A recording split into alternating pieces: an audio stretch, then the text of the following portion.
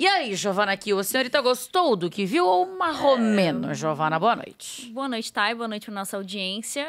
Mais porque a gente queria o resultado positivo e também pelo desempenho defensivo. Acho que ofensivamente a gente tem várias coisas positivas a adicionar na conversa, principalmente a troca de posições no primeiro tempo deu muito certo, né? A gente tem um ataque mais fluido, um ataque que se movimenta muito mais, porque em várias partidas a gente ficou com um ataque muito fixo e aí ficou sem criatividade e a gente adicionava poucas vezes, de fato, perigo ao adversário. E acho que isso foi o mais positivo desse jogo. O Vinícius, é claro, para mim faz uma boa partida, mas falta ser mais decisivo como outros jogadores. E eu continuo batendo na tecla que o Luiz Henrique tem que ser titular desse time. Ainda mais pelo momento que o Savinho vive com o Manchester City, em que todo o Manchester City passa por uma oscilação considerável. Para mim, hoje era um jogo para o Dorival aproveitar o bom momento do Luiz Henrique, não só com o Botafogo, mas também com a seleção brasileira. Muito bem. E você, meu grandíssimo Mauro Beto? Você gostou? Você não gostou? Porque a gente teve uma mudança no meio-campo da seleção brasileira, né? Já tinha acontecido isso na última data FIFA, ele praticamente mantém. Para algumas dessas mudanças, me conte suas considerações iniciais do programa, Maurício. Boa noite, Tainá, Gil, torcedor aqui da TNT também. Que eu tô sempre descabelado, doutor, mas na verdade é uma letra que aparece. Não, dessa vez tá tudo bem com o seu cabelinho. Que parece um P do nada, assim, faz parte, mas vamos lá. Então, o Sprinkler podia ter aparecido no finalzinho do jogo, né? Do primeiro tempo, porque daí, sei lá, alagava o estádio, para quem não viu a imagem, a gente contou com o Jorge Igor, né? Os Sprinklers subiram ao gramado antes de acabar o jogo. Pelo que eu sei de estádio, isso é uma programação. Você não tem como você apertar na sacanagem, assim. Pode ter acontecido errado, já aconteceu algumas vezes em jogos no Brasil, a mudança de horário de verão, o pessoal esquecia de adaptar, então no comecinho do segundo tempo aparecia do nada, tal, jorrava, brotava, tal. Não acho que tenha sido isso, mas o que deu para achar é que foi um primeiro tempo muito bom, das melhores etapas da seleção brasileira nessas eliminatórias, ou que não foram tantas, né? E no segundo tempo, com a entrada do Segovia, que não é o do Botafogo, com 40 segundos ele empata o jogo, o Brasil não se acha, mesmo com o pênalti que aconteceu, o árbitro absurdamente no primeiro momento marcou fora da área, e era melhor ter marcado fora da área, porque o Vini não bate bem e se complica ainda mais no lance. Parecia eu finalizando, não só a primeira, mas a segunda. Bate canhota, né? Bate pra fora, se perde. As mexidas não achei mal, mas eu gostei de uma ideia geral do Brasil. Foi a primeira vez que o Brasil só empata na Venezuela contra a Venezuela em eliminatórias. O Brasil já se complicou em casa, não perdeu para a Venezuela em eliminatórias, mas fora foi a primeira vez, mas a Venezuela já não é tão Venezuela. O que é uma boa notícia para eles. Mas o Brasil também já não é mais tão Brasil, né? Pelo menos uma coisa legal. Rafinha foi bem. Uma notícia ruim para nós. Para nós e para o futebol mundial. Rafinha legal, bem por dentro, uma coisa legal. E foi o primeiro gol de falta do Brasil em eliminatórias desde Leônidas da Silva. Não, mentira. Fazia tempo que a gente não fazia, mas não era tanto, não. 19 anos. Acho que é 19 anos. Exatamente. Há muito tempo não se faz um gol de falta, tá, mas foi um golaço de falta. Eu acho que só confirmando o quanto o Rafinha vem muito bem na temporada. Tá demais. E o que é legal, o Rafinha é um exemplo para todo mundo, porque aquele cara do Leeds, e mesmo o cara que não estava legal com o Xavi, entrou um gênio na ponta direita, o cara vai ter que mudar de função. E o que evoluiu o Rafinha? O Rafinha é exemplo para todo mundo, não só no futebol, mas na vida, como você pode ser muito melhor do que você era. Na verdade, com o Xavi ele tava legal também, né? Mas o Xavi não achava isso. Não tão legal como agora, porque, mas é um Rafinha que não sabe que podia se jogar de 10, de 11. Hoje ele é o principal jogador mesmo. Tendo o Yamal, o Lewandowski, que é que no passado, muitas vezes, não importava o que ele fizesse, ele sabia que ia ser substituído, o que ele mesmo fala numa entrevista recente. Mas o interessante do Rafinha também é que nas duas últimas temporadas ele só não contribuiu mais com gols e assistências que o Lewandowski. Ele é o segundo em maior participação em gols nessas duas temporadas últimas do Barcelona. Pegando inclusive números dessa temporada com seleção E com o Barcelona, o Rafinha já tem 25 entre gols e assistências, né? 15 gols e 10 assistências em 20 jogos. O que são números... 2 dígitos, né, cara? É impressionante. São números bem expressivos. Quero trazer a Monique Danello também aqui para o nosso Prorrogação, porque, Monique, você acompanha muito do dia a dia da seleção brasileira, né? E aí, dessa vez, inclusive, o Dorival precisou fazer algumas mudanças, né? Porque o Rodrigo foi cortado, então ele bota o Rafinha numa outra função, começa com o Savinho na direita, o Vini na esquerda, e segue com o Igor Jesus, que já vinha da última convocação. Queria que você trouxesse um pouquinho, assim, do que se imaginava dessa seleção e a sua percepção depois desse empate com a Venezuela. Acho que não era o que a gente queria, Mas pensando nesse histórico recente, 3 jogos sem perder para a seleção já tá bom. 2 vitórias e 1 empate, acho que a gente tá tendo que comemorar. Brasil! Boa noite, Monique. Boa noite, Tainá. Boa noite para vocês, para todo mundo que está ligado com a gente aqui no nosso pós-jogo. Primeiro, Tainá, eu queria trazer um detalhe curioso, né? A gente sempre fala muito de ambiente, só para a galera entender onde a nossa equipe está, né? Nós já estamos aqui em Salvador, porque a seleção, agora depois do jogo, já vai pegar o voo fretado e eles chegam nessa madrugada aqui em Salvador, que é o local do próximo jogo contra o Uruguai na terça-feira. E eu fiquei muito impressionada, estava comentando com o nosso Fernandinho aqui, nosso cinegrafista. A gente chegou aqui hoje, né, já em cima da hora do jogo, a gente foi procurar um lugar onde as pessoas pudessem estar assistindo o jogo para a gente tentar fazer um pouquinho de clima, né, de seleção brasileira. E aí a gente veio numa rua aqui onde as pessoas disseram que os bares estariam passando o jogo da seleção. E, curiosamente, Tainá, nós éramos as únicas pessoas do bar olhando para a televisão durante o jogo da seleção brasileira. O bar estava vazio no início, depois foi enchendo, mas todas as pessoas que estavam no bar ou estavam conversando ou ouvindo a música, enfim, ninguém estava olhando para a televisão, ninguém sequer esboçou nenhuma reação no momento do gol do Brasil, do pênalti perdido do Vinícius Júnior, e isso me chamou muita atenção, porque eu acho que descreve bem, né, esse momento e essa relação do torcedor com a seleção brasileira. Estamos falando de Salvador, que é o local que vai receber a próxima partida da seleção, e as pessoas que estavam aqui num bar lotado estavam totalmente alheias ao que estava acontecendo na televisão, que era o jogo do Brasil. E acho que esse histórico recente, né, que a gente falava aqui, de 3 jogos aí sem perder, já é bom para a seleção, porque esse histórico recente reflete nisso tudo que a gente vai vendo dessa relação time com torcida. De fato, não é o pior resultado do mundo para a seleção, mas dentro do que se desenhou o jogo e com a possibilidade ali de sair na frente de novo dentro da partida com um pênalti que o Vini acabou desperdiçando, acho que a seleção vai vir para Salvador com uma pontinha de frustração ali, até porque no primeiro tempo também criou algumas chances, algumas boas oportunidades que não conseguiu converter em gol, e especialmente pelo pênalti perdido, eu acho que vai ficar essa pontinha de frustração. O Dorival faz algumas mudanças ali no segundo tempo com as peças que tem. Fica um time um pouco mais desconfigurado depois que ele vai pro tudo ou nada para tentar buscar o resultado.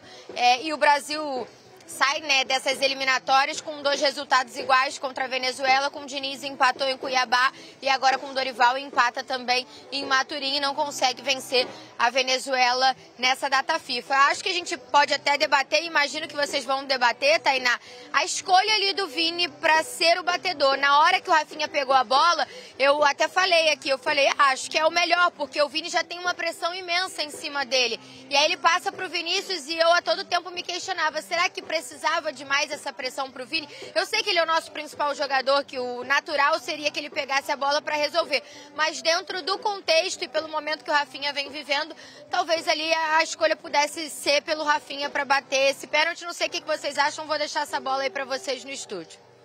Boa, Monique, é um fato.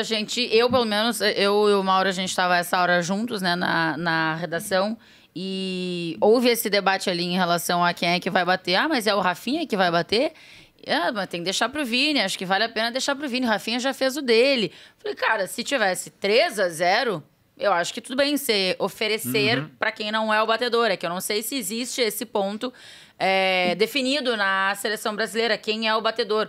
O Rafinha bateu, na última data FIFA, o Rafinha bateu 2 pênaltis pela seleção e converteu os 2 pênaltis na vitória contra o Chile. Peru.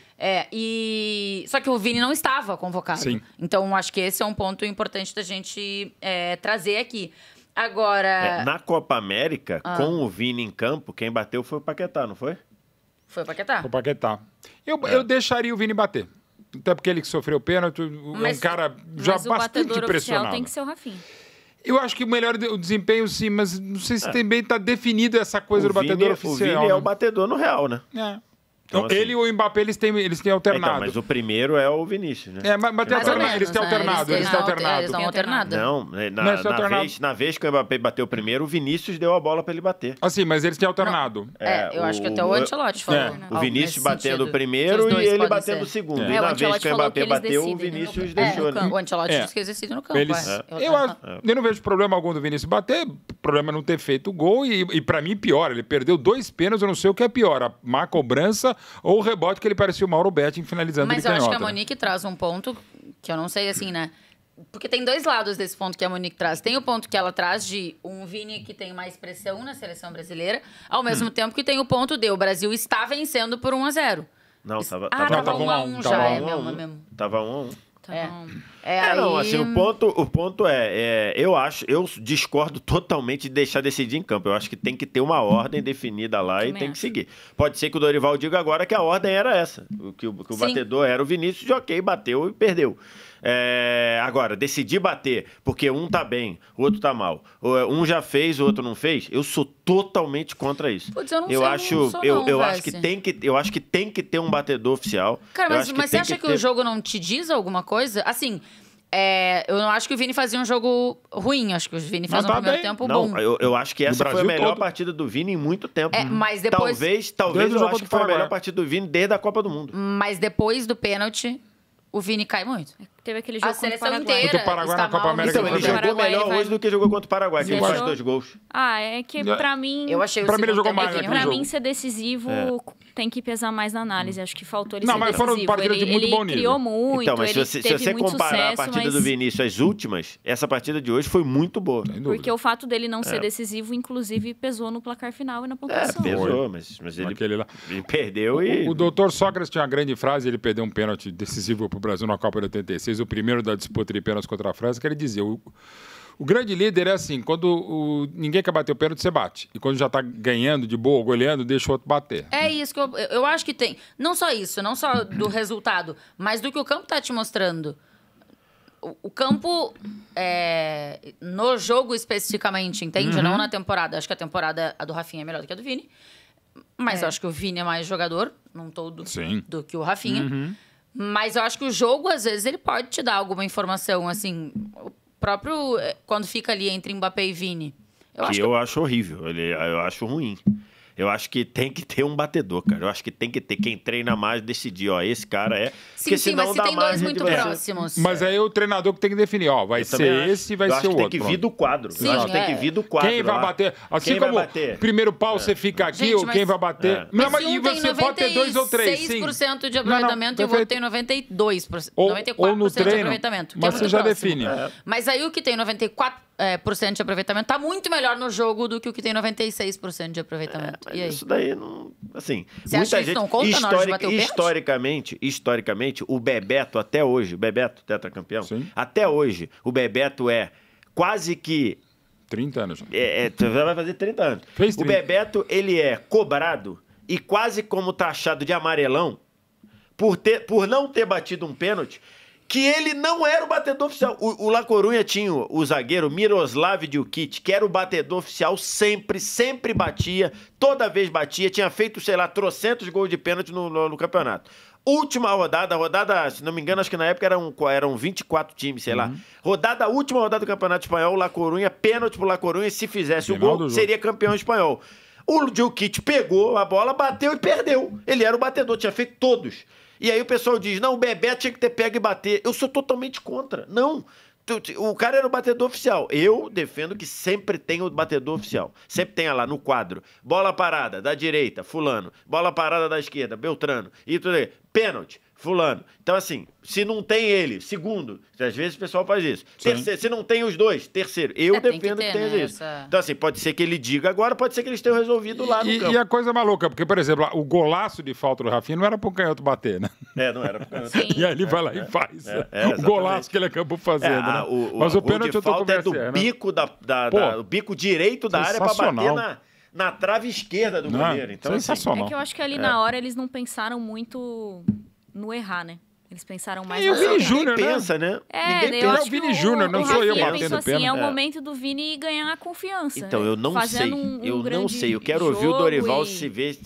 Porque assim... Se ele disser que é o batedor, né? Se ele disser era pra bater o Rafinha, ele tomou a decisão pra bater o Vinícius, eu acho ruim. Eu acho ruim. É. Eu acho ruim. E vai Historicamente, eu acho ruim. O Romário Então, que não assim, queria bater em 94, a bola que bateu na trave. O Bebeto que ficou a vida inteira, graças a Deus que o Baggio perdeu, mas nos últimos anos ele ter repensado, podia ter sido eu o gol do Tetra.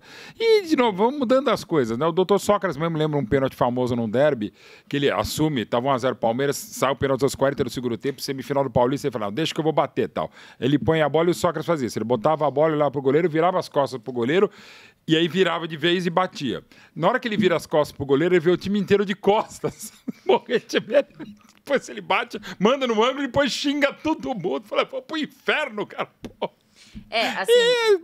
Tem muito desse jogo mental na disputa de pênaltis, né? Porque eu tô dando uma olhada na repercussão especificamente de Rafinha e Vini, justamente por conta do pênalti. E claro que tem um olhar também do futebol internacional em relação a isso, né? Sim. O Marca, por exemplo, vai para um ponto fatídico para Vinícius. E aí cita el doble falho, duas falhas do Vinícius, que é concordo. o pênalti e o rebote. O Sport fala... Que é de Barcelona. Que é de Barcelona, Catalão. exato. Eu até vou abrir de novo aqui, mas eu vi nas redes, que não é mais Twitter, é... X, esse troço mesmo. Musk. Mas eles tinham colocado, ó, Brasil empata com um gol de Rafinha e não ganha por culpa de Vinícius. Eles são muito imparciais. Olha, muito a maluco, imprensa né? de Rio São Como Paulo é equilibradíssima perto do um Barcelona e Madrid. Atualmente é... Não, é uma Atualmente maravilha. Nossa Senhora. prêmio de jornalismo. É o prêmio perto do Pulitzer. empresa- Pulitzer Senhora. de equilíbrio, a nossa imprensa perto do que é da Mas Catalunha. eu não tenho e de nenhuma Castilha. dúvida que quem tem que ser o batedor oficial é o Rafinha. É o Rafinha. Desculpa, a temporada do Rafinha é melhor do que a do isso que eu acho. Vinícius. Por isso O que eu acho que o Vinícius, ele tem...